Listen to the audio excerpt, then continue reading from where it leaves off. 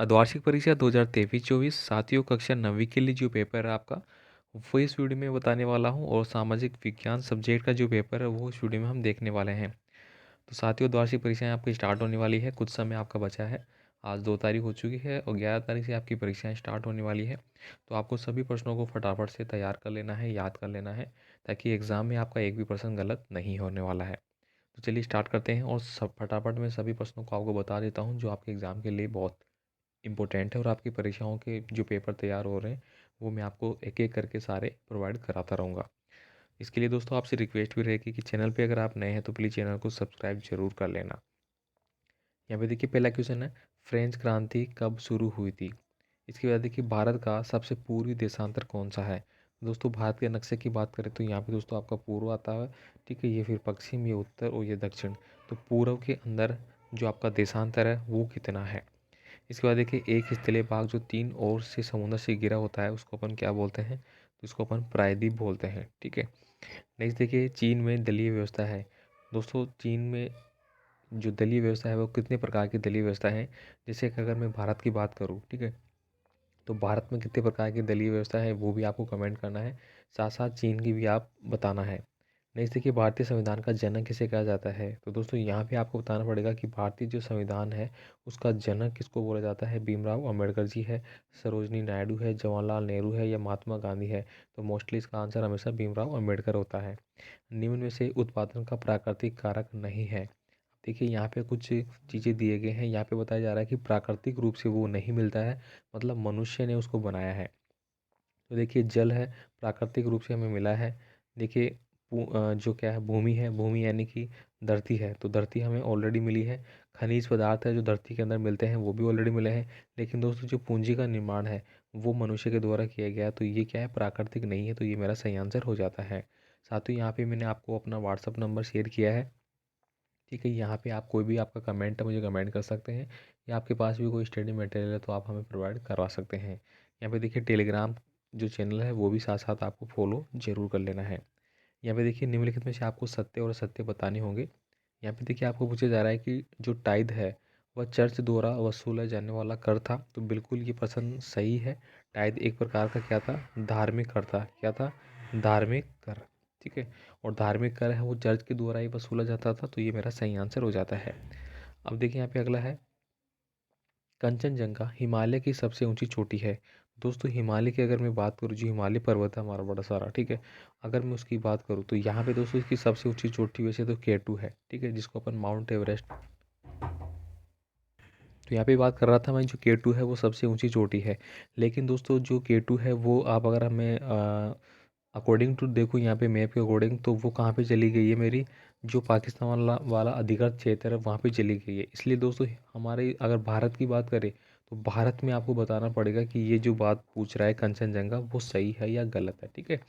अब आगे देखिए भारत का संविधान 26 जनवरी 1950 को लागू हुआ था, तो बहुत ईजी है, वो भी बता देगा, बिल्कुल सही बात है। बाजरा रबी की फसल है। देखिए यहाँ पे रबी की फसल और खरीफ की फसलों के रिगार्डिंग प्रश्न कई बार पूछा जाता है, तो वो भी आपको याद कर लेना है। खरीफ की देखिए रबी की फसल में गेहूँ, चना, जो ये सब आते हैं, ठीक है। बाकी जो जैसे कि चावल, दाना, दाल वगैरह, मूंग, अरहर, ठीक है, मक्का, ये किस में आते हैं आपके? खरीफ की फसल में आते हैं। तो आपको बताना है कि सही है गलत है। अब देखिए यहाँ पे प्रथम विश्व युद्ध है, ठीक है, वो कब शुरू हुआ था, यहाँ पे ये पूछा गया है। तो आपको पता है कि 1914 से लेके 1918 तक का प्रथम विश्व युद्ध चला था। अब यहाँ पे देखिए अर्धचंद्राकार बालू का स्तूप है वो क्या कहलाते हैं? तो दोस्तों अर्धचंद्राकार जो कि राजस्थान में बनते हैं, आपको पता है, बालू का स्तूप जो बन जाते हैं उनको क्या बोलते हैं अपन? बरखान, ठीक है, क्या बोलते हैं अपन? बरखान बोलते हैं भाई। संविधान सभा के स्थायी अध्यक्ष कौन थे? तो दोस्तों संविधान सभा जो बनी थी उसके स्थायी अध्यक्ष किसको बनाए गए थे? तो आप लिखेंगे यहाँ पे डॉक्टर राजेंद्र प्रसाद, ठीक है, क्या लिखेंगे? डॉक्टर राजेंद्र प्रसाद जी को है वो स्थायी अध्यक्ष बनाया गया था। भारत में खारे पानी की सबसे बड़ी झील कौन सी है? तो ये आपको यहाँ पे कमेंट करके बताना होगा कौन सी है, ठीक है। इसके बाद देखिए यहाँ पे अति लघुतात्मक प्रश्न आपके आ रहे हैं। यहाँ पे दोस्तों मैंने बार बार आपके जो प्रश्न आ रहे हैं, आपने मैंने 2-3 वीडियो आपको ऑलरेडी बना रखे हैं जो कि आपके सोशल साइंस रिलेटेड है। सब में आपने देखा होगा कि जो बाबर है, बाबर, खादर, ये प्रश्न लगातार आ रहा है आपका। तो दोस्तों ऐसे प्रश्नों को आपको बिल्कुल भी मिस नहीं करना है, ये रिपीटेड क्वेश्चन है और हर बार आते हैं, ठीक है। तो यहाँ पे आपको बताना होगा। ठीक है, यहाँ के इसके साथ साथ दोस्तों आपका जो खादर है, ठीक है, बाबर और खादर दोनों आपको याद कर लेने क्या होते हैं। स्थायी पूंजी का कोई एक उदाहरण आपको देना है। संविधान सभा की प्रथम बैठक कब हुई थी? दोस्तों संविधान सभा की प्रथम बैठक है वो कब हुई थी? 9 दिसंबर को हुई थी। ठीक है, 9 दिसंबर 1946 को। इसके बाद देखिए यहाँ पे डेमोक्रेसी शब्द ग्रीक भाषा के किस शब्द से बना है? तो दोस्तों डेमोक्रेसी जो शब्द है, ठीक है, ग्रीक भाषा से लिया गया है, यहाँ से बिल्कुल सही है, लेकिन ये किस शब्द से बना है ये आपको बताना है। ठीक है, इसके बाद देखिए 18वीं सदी में फ्रांसीसी समाज कितने स्टेट में बटा हुआ था? तो ये तो आप सभी जानते हैं, 3 स्टेट में बटा हुआ था। ठीक है, जिसमें कि मजदूर वर्ग भी थे, ठीक है, चर्च वर्ग भी था और एक और वर्ग था। इस प्रकार से 3 स्टेट में उसको बांटा गया था। अब देखिए यहाँ पे थोड़े बड़े प्रश्न आपके आ जाते हैं, कोई 7 प्रश्नों के आपके आंसर देने हैं यहाँ पे। अरब सागर तथा बंगाल की खाड़ी में स्थित द्वीप समूह के नाम है वो आपको बताने होंगे। हिमालय की 3 प्रमुख विभागों के नाम उत्तर से दक्षिण के क्रम में आपको बताना होगा। संसाधन के रूप में लोग से क्या समझते हैं, यानी कि जो संसाधन है उसको लोग क्या समझते हैं, इसकी परिभाषा आपको लिखनी होगी। मानव मानव पूंजी निर्माण में शिक्षा की क्या भूमिका रही है? लोकतंत्र के पक्ष में कोई 2 तर्क आपको देने हैं। ठीक है, लोकतंत्र आप बता सकते हैं कि जो जनता के द्वारा किया जाने वाला शासन है वो लोकतंत्र के अंतर्गत आता है।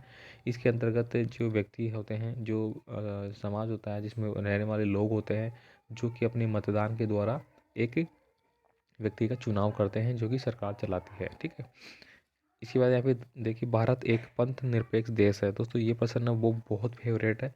ठीक है, कोई भी टीचर देख लेना, ये प्रश्न आपको जरूर मिलेगा। आपने अगर आपके स्कूल में भी कोई टेस्ट दिया होगा तो पंथ भारत एक पंथ निरपेक्ष देश है। ठीक है, ये आपको बताना होगा। पंथ निरपेक्ष या धर्म निरपेक्ष मान लीजिए, दोनों एक ही बात है। अब देखिए जेकोबिलियन क्लब के सदस्य समाज के किस वर्ग से संबंधित थे? देखिए अभी हमने पढ़ा कि 3 समाज में 3 स्टेट में बटा हुआ था, उन्हीं में से एक ये भी था। पालमपुर में कौन से गैर कृषि उत्पादन कार्य हो रहे थे? 1917 में जार का शासन क्यों खत्म हो गया था? संविधान क्या है? ठीक है, ये आपको बताना होगा। इसके बाद देखिए यहाँ पे भारत के प्रमुख भू आकृति विभाग कौन से हैं? हिमालय क्षेत्र तथा प्रायद्वीपीय पठार के ऊंचाई से लक्षणों में क्या अंतर बताना होगा। भारत के उत्तरी मैदानों का आपको वर्णन करना होगा। देखिए भारत का जो हिस्सा है उसको लगभग 5 भागों में बांटा गया है। ठीक है, आपने पढ़ा होगा, उसमें से एक आता है हमारा उत्तरी मैदानी क्षेत्र। ठीक है, तो उसके बारे में आपको बताना पड़ेगा। मैदानी क्षेत्र में दोस्तों क्या क्या आते हैं? राजस्थान आ जाता है मेरा, पंजाब आ जाता है मेरा, ठीक है, और साथ साथ यहाँ का और भी इलाका आता है। प्राथमिक, द्वितीय और तृतीय क्षेत्र में किस प्रकार की भिन्न आर्थिक क्रियाएं समर्थित है?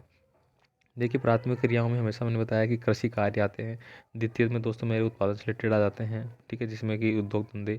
और तृतीय में दोस्तों मेरे संचार छात्र आ जाते हैं। ठीक है, जो संचार क्षेत्र होता है। अब यहाँ पे देखिए बेरोजगारी क्या है? बेरोजगारी वाला प्रश्न दोस्तों लगातार रिपीट है, हर बार आता है, देख लेना भाई। जिसमें प्रचंड बेरोजगारी, मौसम बेरोजगारी, ये सारे प्रश्न आपके पूछे जाते हैं। अब यहाँ पे देखिए लोकतंत्र क्या है? लोकतंत्र की विशेषताओं की आपको व्याख्या करनी होगी, 5 नंबर के प्रश्न है। यहाँ पे 2 के बारे में डिस्कस करना होगा, कुल्लक और ड्यूमा। ठीक है, इसके अलावा दोस्तों ये पूरा पेपर मैंने आपको बता दिया है जो मेरे पास अभी आया है। ठीक है, तो ये 9th क्लास के लिए हमने एसएसटी का जो इंपॉर्टेंट पेपर है वो मैंने बता दिया है, इनको आप देख लेना अच्छे से। बाकी आपको कोई भी कमेंट है आप कमेंट कर सकते हैं, हम और भी वीडियो आपको प्रोवाइड करा देंगे जो आप एग्ज़ाम में प्रश्न पूछे जाएंगे। ठीक है, मिलते हैं अगले वीडियो में, धन्यवाद।